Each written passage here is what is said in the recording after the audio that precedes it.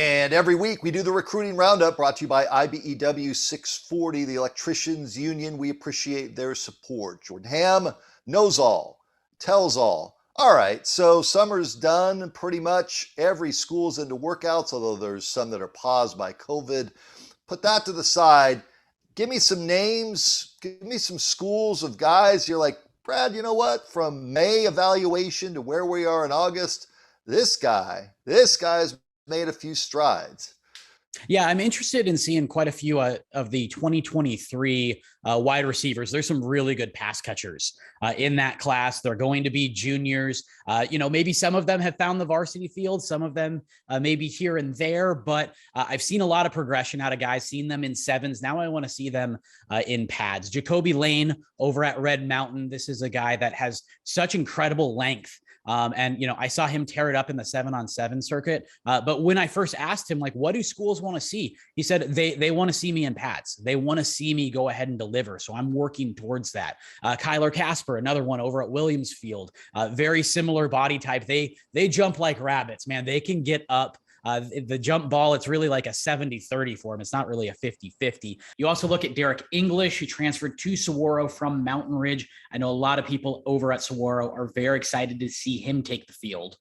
So between some of those wide receivers, guys like Jackson Bowers, Deuce Robinson, Matthew Klopfenstein at the tight end position, this is a really strong West Coast group. If you talk to Brandon Huffman, at that tight end position. So those are three guys that are really of interest to me as well. So plenty of pass catching options out there. And as you see them, they're very physical. So you see them make that jump from sophomore to junior year. I'm really interested in seeing how they're now using that extra 10, 15 pounds of muscle that they're able to add in the offseason.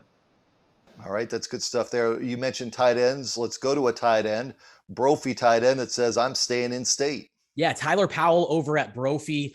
This is a really strong 2022 class. And if you look at his stat sheet, it's not going to blow you away. He has 8 career catches, but the potential that he has and the body type that he is, 6'7", 230 pounds, runs a 4.7, runs really well. Last year, I think a big part of that the lack of catches is EJ Warner went down Q1 of game 1 for the Broncos, and they kind of shifted to more of a run heavy. And I think that actually helped him as a blocking tight end. And he said Jordan Powell over at U of A really just made him a priority from minute 1. I think U of A was the last offer he got, but they were able to make up that ground really quickly. And it's because Jordan Powell, Jed Fish said, we want to make you a priority. So he wants to be a bit of a Swiss Army knife.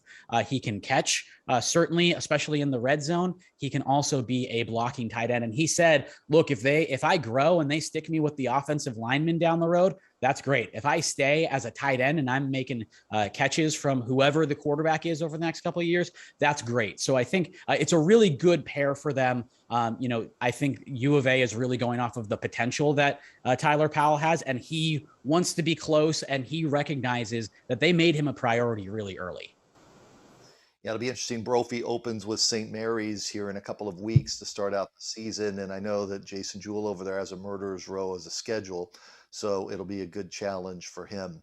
Derrick Hagan was on the staff at Arizona State, and he was let go. He's landed on his feet up in Oregon, and he's already going after some high school kids here in the Valley. Pretty good story. Yeah, he's over at Portland State. And you saw the past couple of weeks a flood, whether it was from Derrick Hagan, whether it was from another position coach, but a ton of offers come in to Arizona from that program. And one of them is Javen Jacobs, who he said specifically, Coach Hagan, he's had a relationship with him when they were recruiting him at Arizona State. And he was the one that extended that offer. And Jacobs, just a Swiss Army knife for Saguaro. This is a guy that I'm really intrigued to watch too. He has been that big play threat for multiple years. As a sophomore, he started the season in the secondary as some of those transfers became available. He shifted over to wide receiver. You don't see that often in Jason Mond's program. There aren't many two-way guys. You got to be pretty special to do that, and especially as a sophomore. So he has done nothing but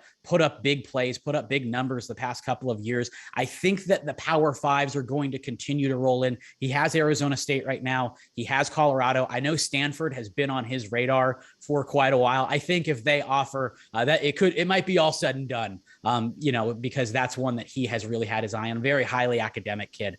So good to see him get an offer, and Derrick Hagan use those connections he has in Arizona, go back to the roots and extend an offer. And then also Junior Zubaga has a very talented safety over at Chandler. He was in the quarterback battle for a little bit, but he's versatile enough that they can put him in the secondary, and he is big. He's one of those that last year I was watching a practice and I just had to instantly pull Rick Garrettson aside and said, who is that? Because he is big, he is long, he moves really well. And so Zubaga, that was his first offer. I don't think it's his last by any means. Again, has a ton of potential here over the next couple of years that I think he's really going to grow into his body and make some plays for the Wolves. That's Jordan Ham. He knows all, he tells all every week. Brought to you by IBEW 640.